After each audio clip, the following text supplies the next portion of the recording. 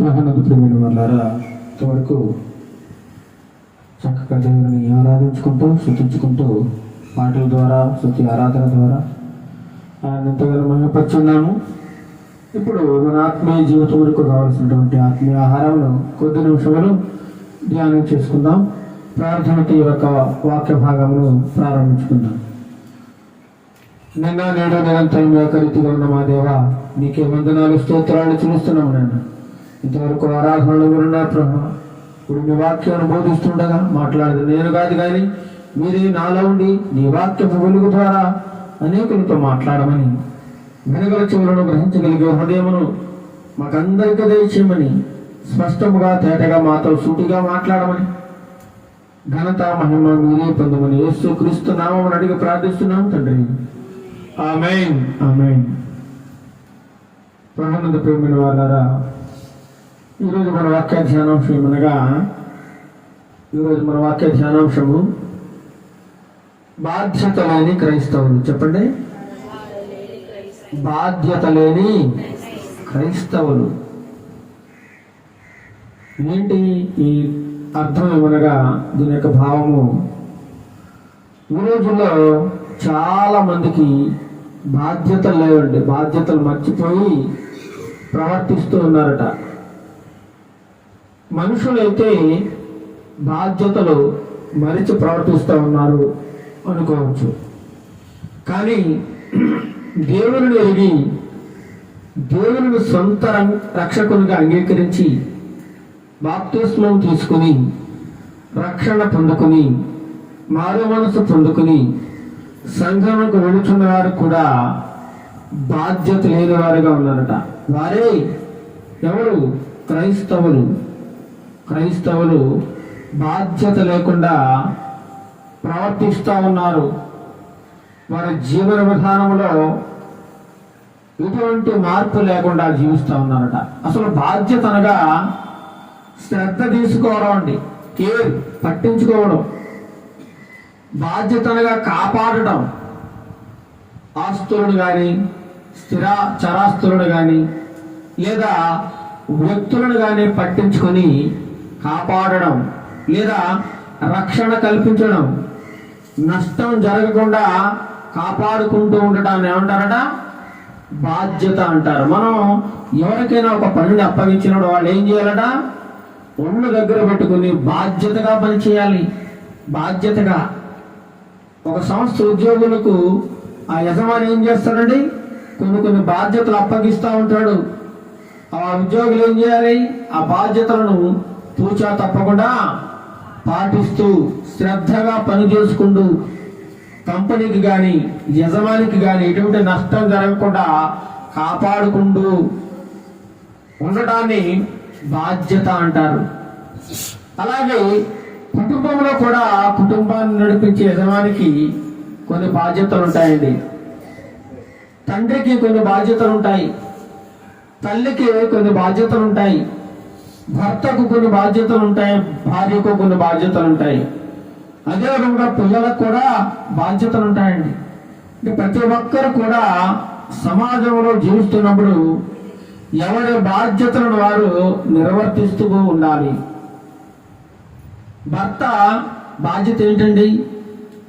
కష్టపడి పని చేయడం, భార్యను పిల్లలను చక్కగా జాగ్రత్తగా పోషించుకుంటూ వారికి ఎటువంటి లోటు రాకుండా, కష్టం రాకుండా, ఇబ్బంది రాకుండా కాపాడటాన్ని బాధ్యత అంటారు. అది భర్తగా చేయాల్సిన ధర్మం. అది మరి భార్యకు కూడా కొన్ని బాధ్యతలు ఉంటాయి. ఇంటిని చక్కదిద్దుకోవాలి, పిల్లలను చక్కగా చూసుకోవాలి, భర్తను చక్కగా చూసుకోవాలి, పరిసరాలను చక్కగా ఉంచుకోవాలి, ఇంకా ఆ యజమానికి కావాల్సినవన్నీ చూసుకోవాలి. ఇలా కొన్ని బాధ్యతలు ఉంటాయి భార్యకు కూడా. ఆ బాధ్యతలను కూడా చక్కగా నెరవేరుస్తూ ఉండాలి. అంతేగాని నా బాధ్యత నీ బాధ్యత నాది కాదు, నా బాధ్యత నీది కాదు అనుకుంటే అక్కడ బాధ్యతలు తప్పినట్లుగా వారు కనబడతారన్నమాట. ఏమండి, కష్టపడి భారాన్ని మోస్తూ ఉన్నప్పుడు ఆ బాధ్యత వారికి తెలుస్తూ ఉంటుందన్నమాట. కష్టపడి భారాన్ని మోసేవాడికి ఆ బాధ్యత ఏంటో తెలుస్తూ ఉంటుంది. అదేవిధంగా భార్య కూడా ఆ బాధ్యత యొక్క విలువ ఏంటో తెలుస్తూ ఉంటుంది. భర్తను గాలికి వదిలేసే భార్యలు కూడా ఉన్నారు, భార్యను గాలికి వదిలేసే భర్త కూడా ఉన్నారు. ఏమాత్రం పట్టించుకోరండి, ఏమాత్రం శ్రద్ధ చూపించరు. తిన్నావా ఉన్నావా అనే మాట ఉండదు, అడగరు. కష్టం వచ్చినా నష్టం వచ్చినా పట్టించుకోరు. భర్త భార్యను పట్టించుకుంటూ ఉండాలి, భార్య భర్తను పట్టించుకుంటూ ఉండాలి. భర్తకు అనారోగ్యం ఉందనుకోండి, ఏం చేయాలి? పదే పదే అతనికి కావలసినవన్నీ ఏర్పాటు చేస్తూ సమయానికి మందులు ఇస్తూ తన కోలుకునేంత వరకు కూడా దగ్గరుండి జాగ్రత్తగా చూసుకుంటుంది భార్య. అదే విధముగా భర్త కూడా భార్యను చూసుకోవాలి. అదేవిధంగా పిల్లలను కూడా చూసుకోవాలి, బాధ్యత. ఈనాడు కూడా పిల్లలకు కూడా దేవుడు ఒక బాధ్యత పెట్టాడు, తల్లిదండ్రుల బాధ్యత. వృద్ధాప్యంలో తల్లిదండ్రులు ఉన్నప్పుడు వారిని బాధ్యతగా చూసుకోవాల్సిన పిల్లలు ఏం చేస్తున్నారండి? ఎక్కడో అనాథాశ్రమంలో వాడేస్తా ఉన్నారు, మనం ఎక్కడెక్కడో డబ్బులు ఇచ్చి వారిని పోషించమని అనాథల్లా విడిచిపెడతా ఉన్నారు. వారి చిన్ననాటి నుంచి పెంచి పెద్ద చేసి వారికి ఎన్నో ఆస్తిపాస్తులు అప్పగించి వారిని జీవితంలో ఉన్నత వ్యక్తులుగా తీర్చిదిద్ది వారిని సమాజంలో గొప్ప పౌరులుగా ఆ తల్లిదండ్రులు నిలబెడితే వారి పట్ల ఈనాడు ఏమాత్రం బాధ్యత లేకుండా వారిని రోడ్డు మీద అనాథలుగా విడిచిపెట్టేసిన పిల్లలు ఎందరో ఉన్నారండి, కుమారులు కుమార్తెలు కూడా. ఇలా బాధ్యత లేకుండా సమాజంలో చాలా మంది చలామణి అయిపోతా ఉన్నారు. బాధ్యతలు లేవండి, బాధ్యతలు. ఒక ప్రధానమంత్రి ఉన్నాడు అనుకోండి, ప్రధానమంత్రి నాకు ఎటువంటి బాధ్యత లేదు అనుకుంటే కుదరదు. అతనికి దేశం మొత్తం కూడా చూడాల్సిన బాధ్యత, ప్రజలందరినీ సంరక్షించాల్సిన బాధ్యత ఆయన చేతుల్లో ఉంటుంది. ప్రధానమంత్రికి ఆయనకు కూడా బాధ్యతలు ఉంటాయి. ఒకవేళ ఆయన బాధ్యతలు తప్పి ప్రవర్తిస్తున్నాడు అనుకోండి, ఏం చేస్తారు? అతన్ని దించేస్తారు. అలాగే ముఖ్యమంత్రికి, మంత్రులకు, పరిపాలన చేసే అధికారులకు బాధ్యతలు ఉంటాయి. ప్రతి ఒక్కరికి కూడా వారి వారి బాధ్యతలను చక్కగా నిర్వర్తిస్తూ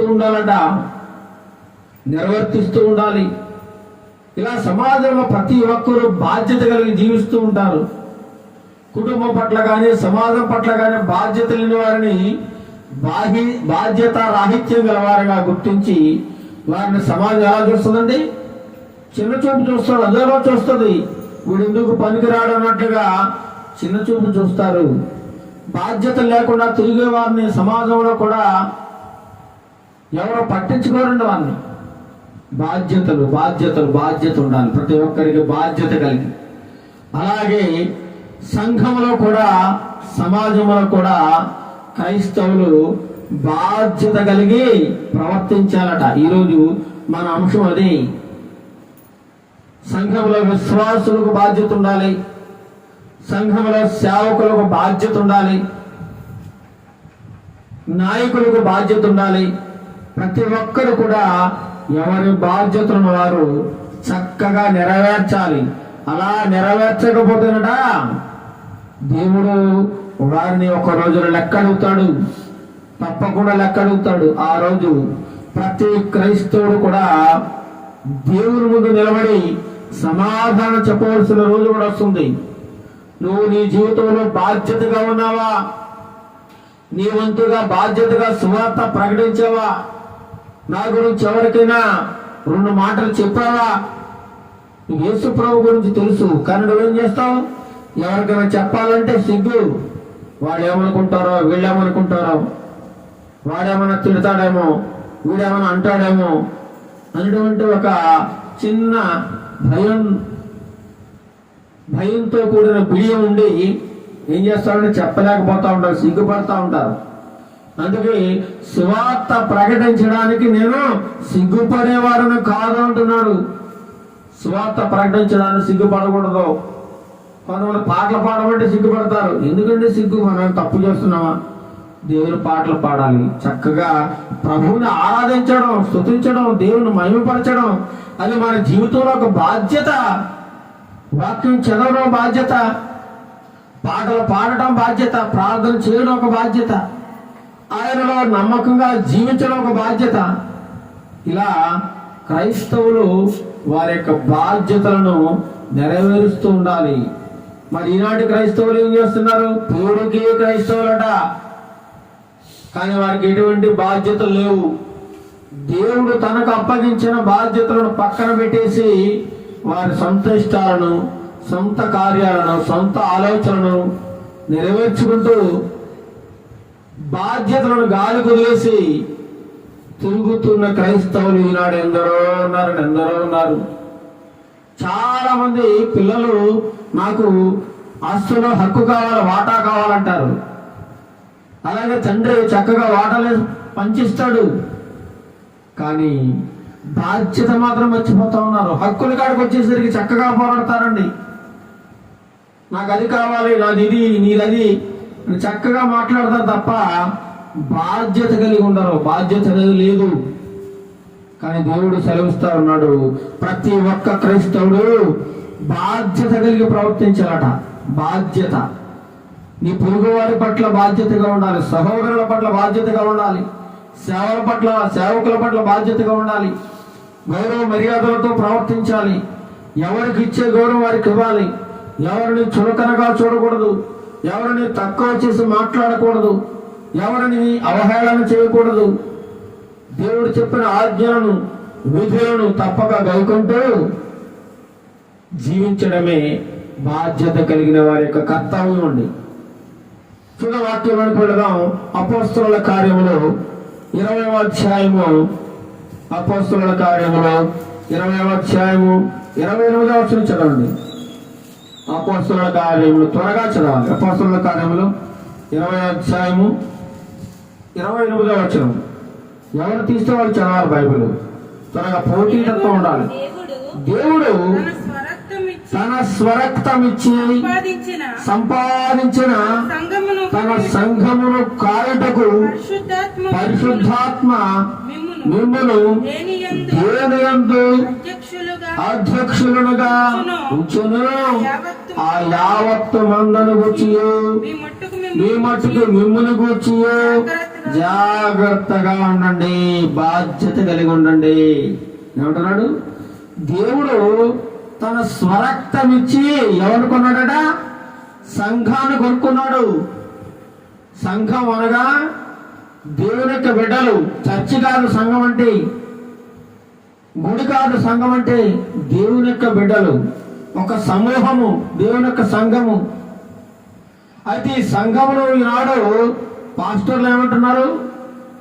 సంఘం అంటే నా సంఘం అండి, ఇది వాళ్ళ సంఘం అండి, ఇది పలానా అయ్యగారి సంఘం అండి, ఇది పలానా అయ్యగారి సంఘం అని అయ్యగారికి అప్పచెప్పేస్తా ఉన్నారు. ఇది నా సంఘం, నా సంఘం. అయ్యగారు కూడా ఇది నా సంఘమే అనుకుంటున్నాడు తప్ప ఇది దేవుడు తన రక్తము ఇచ్చి సంపాదించిన సంఘం అనే సంగతిని ఆ అయ్యగారు కూడా మర్చిపోతా ఉన్నాడండి. అందుకే పౌలు గారు గుర్తు చేస్తా ఉన్నారు, దేవుడు తన స్వరక్తం ఇచ్చి సంపాదించిన ఏంటట? సంఘము. దేవుడు తన స్వరక్తం ఇచ్చి సంపాదించిన సంఘం ఇది.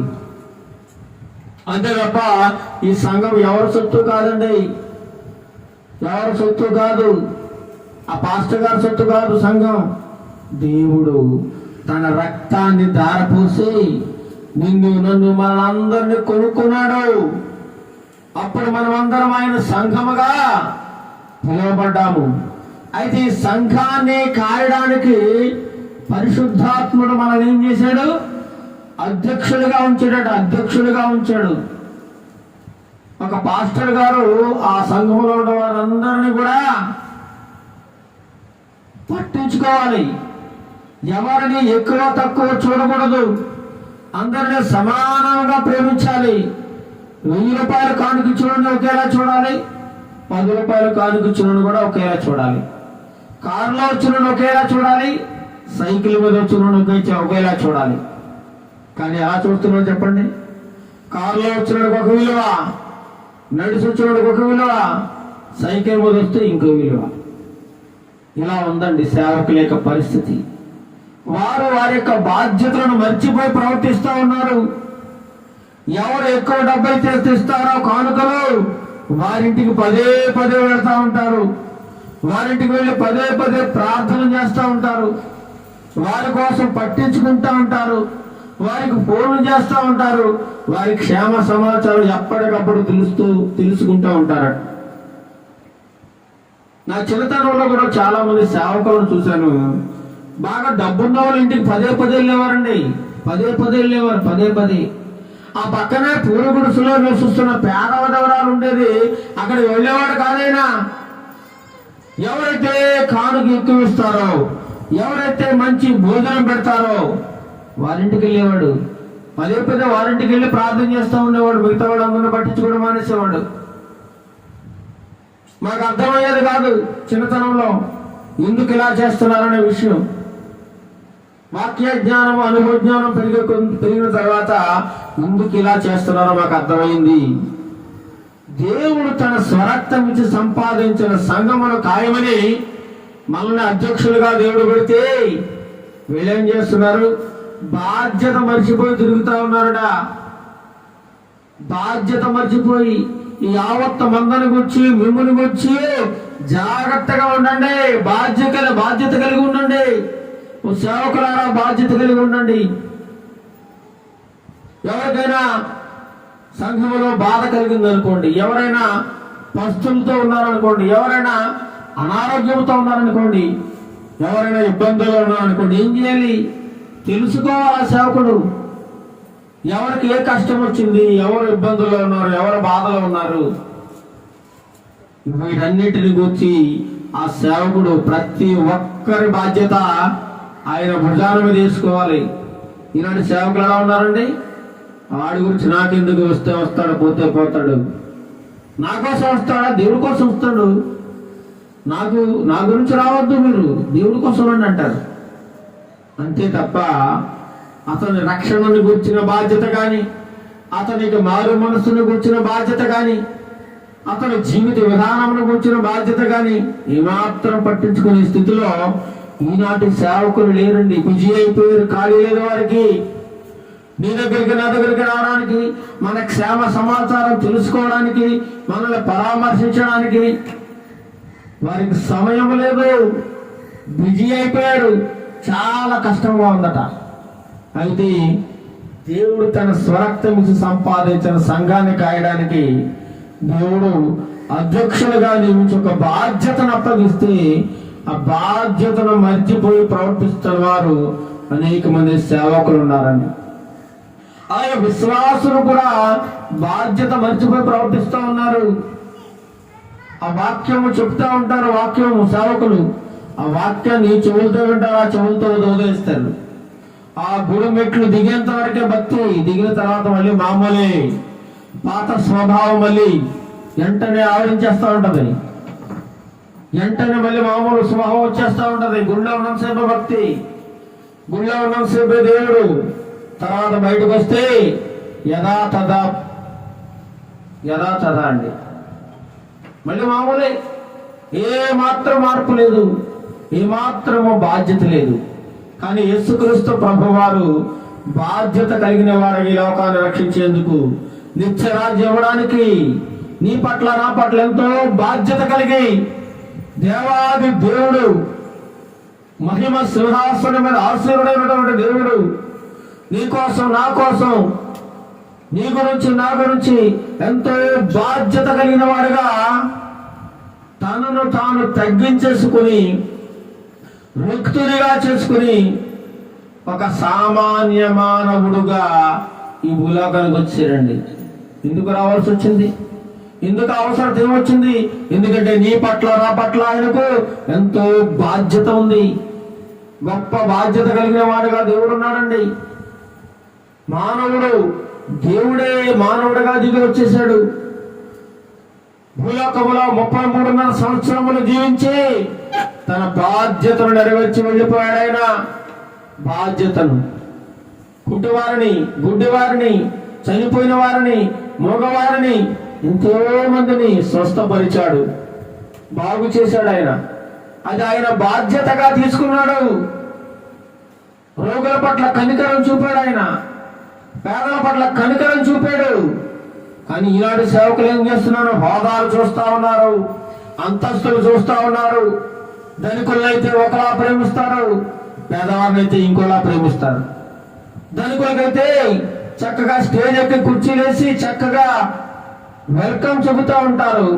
అదే పేదవాడికి కనీసం చాప కూడా వేయరట. ఎంత వ్యత్యాసం ఉందో చూడండి. కానీ దేవుడు ఎక్కడ ఎవరిని కూడా ఎక్కువ తక్కువగా చూడలేదు.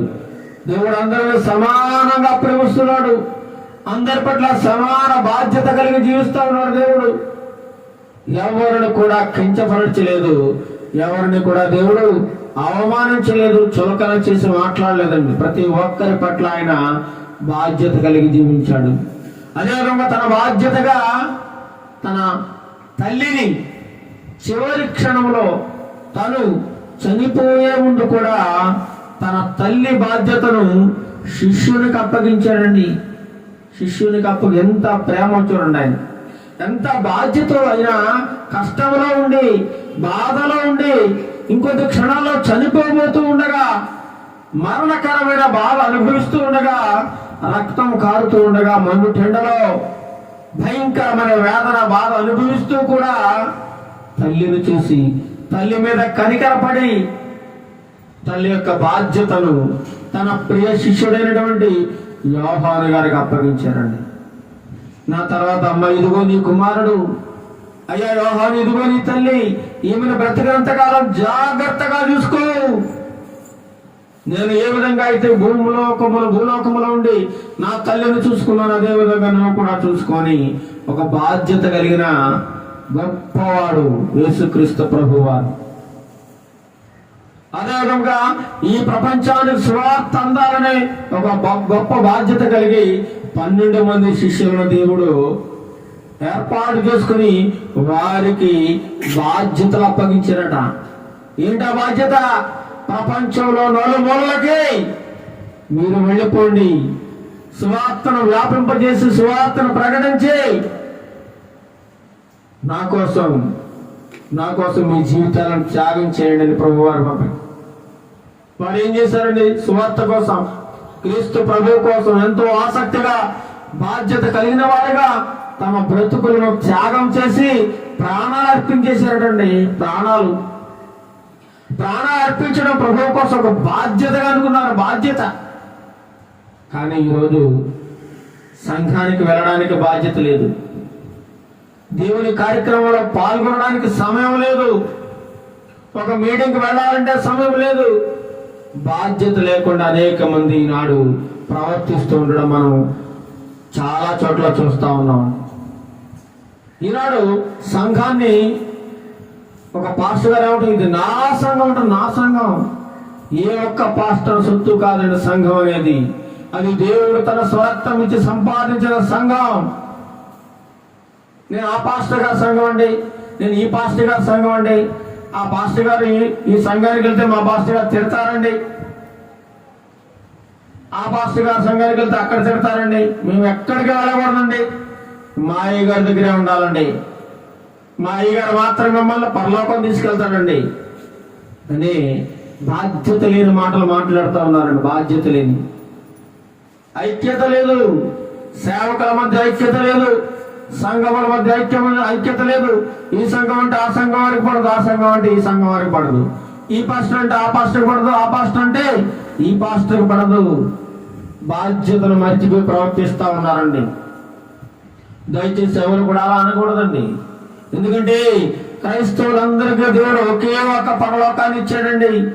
ఏ సంఘం వారైనా, ఏ డినామినేషన్ వారైనా,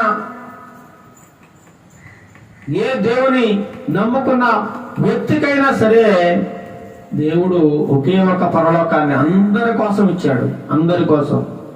ఈ సంఘం వారికే కేటాయించలేదు, లేదా ఆ సంఘం వారికే కేటాయించలేదండి, లేదా ఈ పాస్టర్ గారి సంఘానికే రాసిచ్చేయలేదు పరలోకాన్ని. పరలోకం అనేది అందరికీ దేవుడు ఇస్తా ఉన్నాడు. ఎవరైతే ఆయన రక్తంలో కడగబడి పరిశుద్ధులుగా జీవిస్తారో, పాపాన్ని విడిచిపెట్టి ఆయన చెప్పిన బాధ్యత ప్రకారంగా ఎవరైతే నడుచుకుంటారో, ఆయన ఆజ్ఞలను ఆయన విధులను ఎవరైతే గైకుంటూ ఉంటారో, కడ వరకు ఎవరైతే నమ్మకంగా యథార్థంగా జీవిస్తారో వారందరికీ దేవుడు తన రాజ్యంలో చోటిస్తారట. ఇంత ప్రకటించిన పాస్టర్ గారు పరలోకం వెళ్తాడో వెళ్ళో కూడా తెలియదండి, చెప్పలేము. ఎవరు పరలోకం వెళ్తారో ఎవరు పరలోకం వెళ్ళో కూడా మనకు తెలియదు. అక్కడ విశాలమైన మార్గం ఈ లోకంలో చాలా ఉంది, కానీ ఈ మార్గం ఇరుకు మార్గము. ఈ మార్గంలో ప్రవేశించేవారట కొద్ది మంది. ప్రభు అని పిలిచే ప్రతి ఒక్కడు కూడా పరలోక రాజ్యం వెళ్ళడు. కానీ ఆయన చిత్తాన్ని ఎవరైతే నెరవేరుస్తారో, బాధ్యత కలిగి ఎవరైతే జీవిస్తారో వారు మాత్రమే పరలోక రాజ్యం వెళ్తారు తప్ప ఈ సంఘం నాది, ఆ సంఘం నాది, ఈ సంఘానికి వెళ్ళకు, ఆ సంఘానికి వెళ్తావు, వారితో మాట్లాడుకో, వీరితో మాట్లాడుకో, వారికి మనకు సంబంధం లేదు అటువంటి మాటలు మాట్లాడినట్టయితే సంఘాన్ని నువ్వు తప్పుగా పట్టిస్తున్నావు, సాతాను బాధ చేస్తున్నావు. సాతానుడు నీలో ప్రవేశించి సంఘములో చీలికలు ప్రారంభం కావడానికి పునాది వేస్తున్నట్టు లెక్క అనమాట. కాబట్టి సేవకులు అలా మాట్లాడకూడదట. ఒకనొక సమయంలో నేను వేరొక సంఘానికి వెళ్తానని అన్నప్పుడు, వెళ్ళొద్దు, అక్కడికి వెళ్ళకూడదు బాబు, ఆ సంఘం వాళ్ళకి మనకి పడదు, ఆ పాస్టర్ గారికి మనకి పడదు, అక్కడికి వెళ్ళకూడదు అన్నారు. నాకు అర్థమయ్యేది కాదు. మీటింగ్స్కి వెళ్ళాలంటే అక్కడికి వెళ్ళొద్దు, ప్రతిదానికి ఆటంకపరుస్తూ ఉండేవారు. ఎక్కడికి వెళ్ళకూడదు, ఇక్కడే ఉండాలి, మా కాళ్ళ దగ్గరే పడి ఉండాలి, ఎక్కడికి వెళ్ళకూడదు, ఏమి నేర్చుకోకూడదు. ఎక్కడికైనా వెళ్తే జ్ఞానం వచ్చేస్తుంది, గొప్పలు అయిపోతారు, సేవకులు అయిపోతారు అన్నటువంటి అదొక రకమైన ఈర్ష్య అసూయతో ఈనాటి సంఘంలోని సేవకులు ప్రవర్తిస్తూ ఉన్నారు.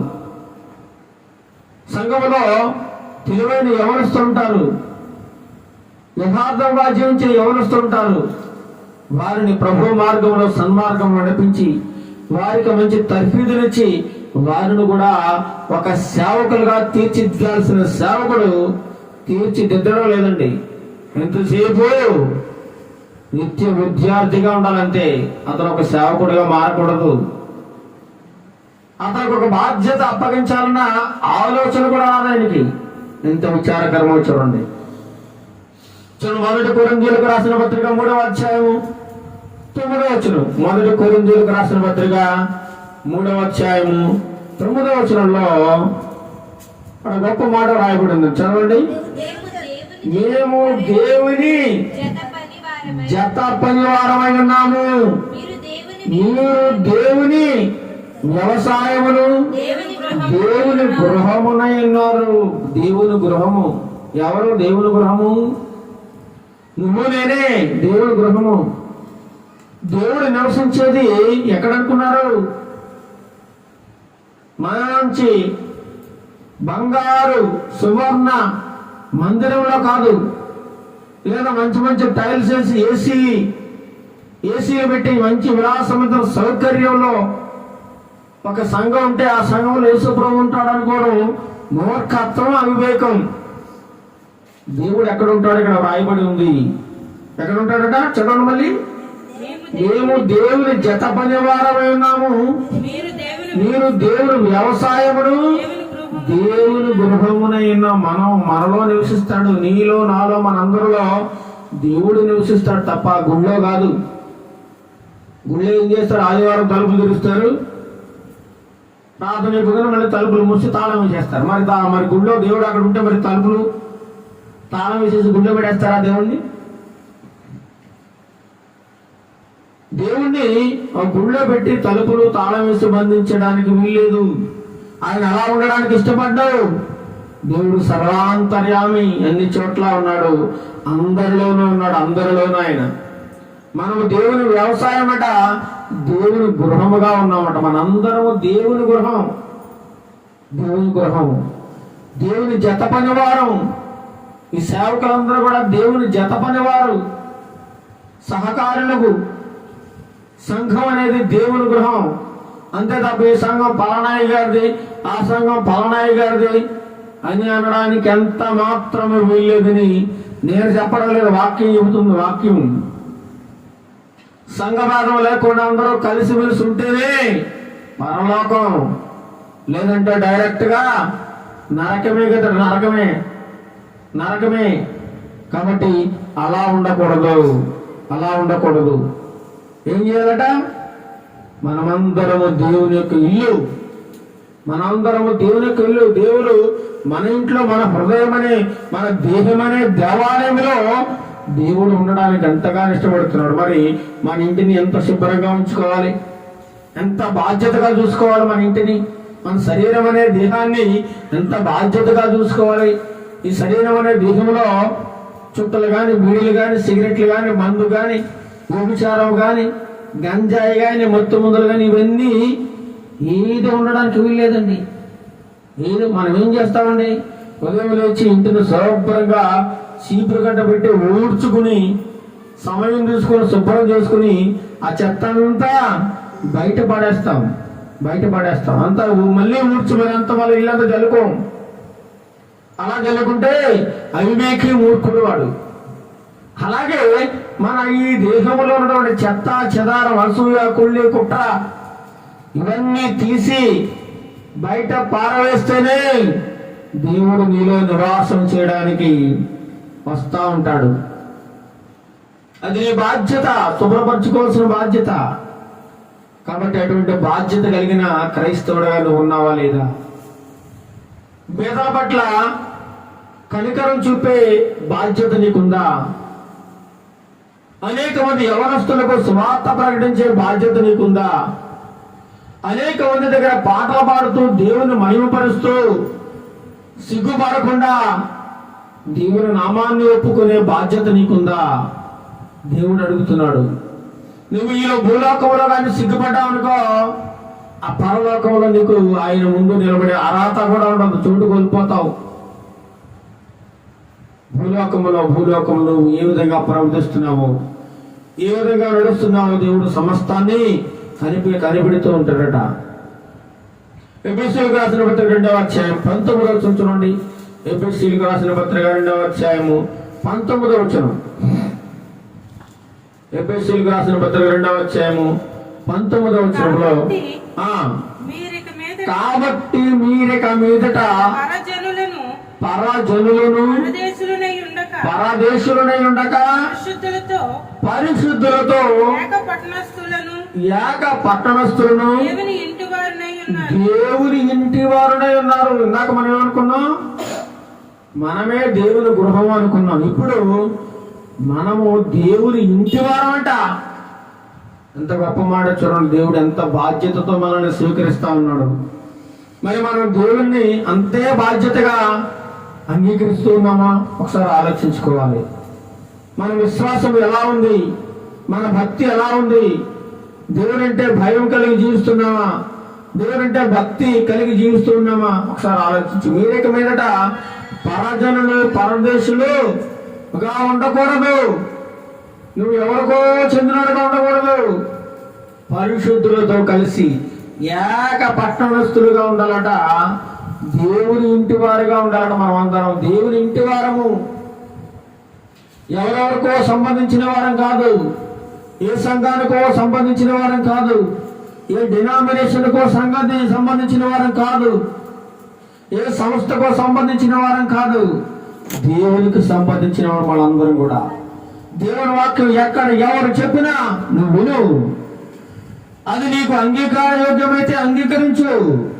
ఆ వాక్యం స్వచ్ఛమైనదైతే దానిని నమ్ము, రక్షణ పొందుకుంటావు, దేవుని రాజ్యాన్ని స్వతంత్రించుకుంటావు. దేవుడు అట్టి కృపను దేవుడు నీకు దయచేస్తా ఉన్నాడు. అదే ఎఫెసీయులకు రాసిన పత్రిక అదే 2వ అధ్యాయం 21-22 చదవండి. ప్రతి కట్టడమును ఆయనలో చక్కగా అమర్చబడి ప్రభువునందు పరిశుద్ధమైన దేవాలయం అగుటకు వృద్ధి పొందుచున్నది. ప్రతి కట్టడం అంటే ఇల్లుని కడతారు, చక్కగా కడతారు. దేవుడు కూడా మన దేహము అనేటువంటి ఈ శరీరాన్ని, శరీర అవయవాల్ని చక్కగా అమర్చాడండి, చక్కగా అమర్చాడు. ఈ దేహములో ఈ ప్రభువునందు పరిశుద్ధమైన దేవాలయముగా ఈ దేహం ఉండాలని దేవుడు ఎంతగానో కోరుకుంటున్నాడండి. నిన్ను నన్ను కూడా మనం పరిశుద్ధంగా ఉండాలని, పవిత్రంగా ఉండాలని, యథార్థంగా జీవించాలని, బాధ్యత కలిగి జీవించాలని దేవుడు ఎంతగానో మన పట్ల బాధ్యత కలిగి ఆయన ఈ భూలోకానికి వచ్చాడు. ప్రతి కట్టడమును ఆయనలో చక్కగా అమర్చబడిందట. అమర్చబడిన ప్రభువునందు పరిశుద్ధమైన దేవాలయముగా అవడానికి వృద్ధి పొందుచున్నది. దేవాలయం అవ్వాలి మనం. మనమే ఒక దేవాలయం,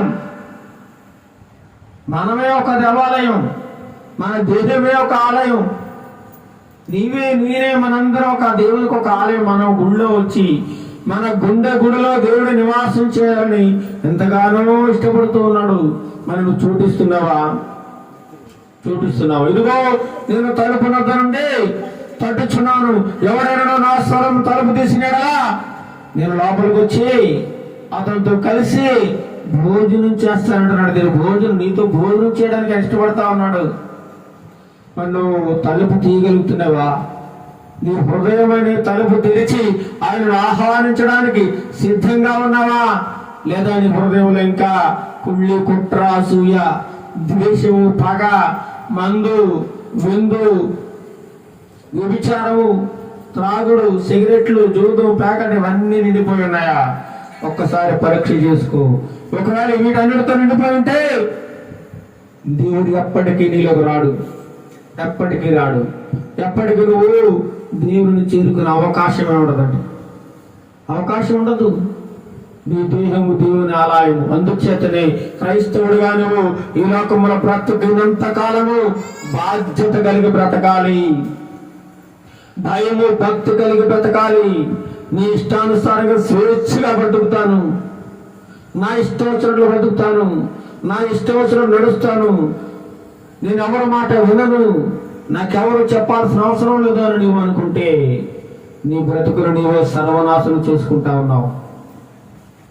నీ దేహం అనే దేవాలయమును నీకు నువ్వే సర్వనాశనం చేసుకుంటాను. ఒకనాడు యేసు ప్రభువు వారు యెరూషలేము దేవాలయం పడినప్పుడు అక్కడ దేవాలయంలో వాళ్ళందరూ పాడు చేస్తా ఉన్నారు.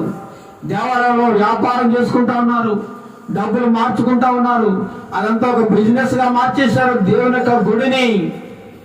ఈరోజు కూడా అనేక సంఘాలు బిజినెస్ గా మారిపోయాయండి. డబ్బు సంపాదించుకోవడానికి సువార్తను ఒక ఆయుధంగా ఎన్నుకుంటా ఉన్నారు. దశమ భాగాలు, కానుకలు, ఆ కానుక ఈ కానుకని ప్రజలను దోచుకుంటా ఉన్నారు అనేక మంది సేవకులు. అందుచేత ఈనాడు క్రైస్తవ్యం అనేక మంది అన్యజనుల మధ్య దూషింపబడుతా ఉందండి. దశభాగం ఇవ్వకపోతే నీకు స్వస్థత రాదు, దశభాగం ఇవ్వకపోతే నీకు ఆశీర్వాదం రాదు, దశభాగం ఇవ్వకపోతే నువ్వు అభివృద్ధి చెందవు, దశభాగం ఇవ్వకపోతే నీ కుటుంబంలో సమస్యలు అలాగే ఉండిపోతాయని విశ్వాసులను భయభ్రాంతులకు గురి చేస్తా ఉన్నారండి అనేక మంది సేవకులు. ఎంత విచారకరమో చూడండి, ఎంత విచారకరమో. బాధ్యత లేకుండా ధనము సంపాదించుకునే పనులు అనేక మంది సేవకులు మునిగిపోయి ఉన్నారు.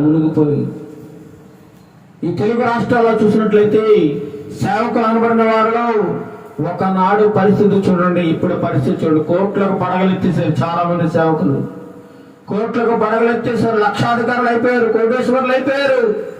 అతి తక్కువ కాలంలో భూముల పుట్టలు సంపాదించుకుంటా ఉన్నారు దేవుని పేరు చెప్పి. ఏమాత్రం విశ్వాసుల పట్ల గాని, సంఘం పట్ల గాని, పేదల పట్ల గాని కనికరం లేకుండా, ఏమాత్రం బాధ్యత లేకుండా అనేక మంది జీవిస్తూ ఉన్నారు.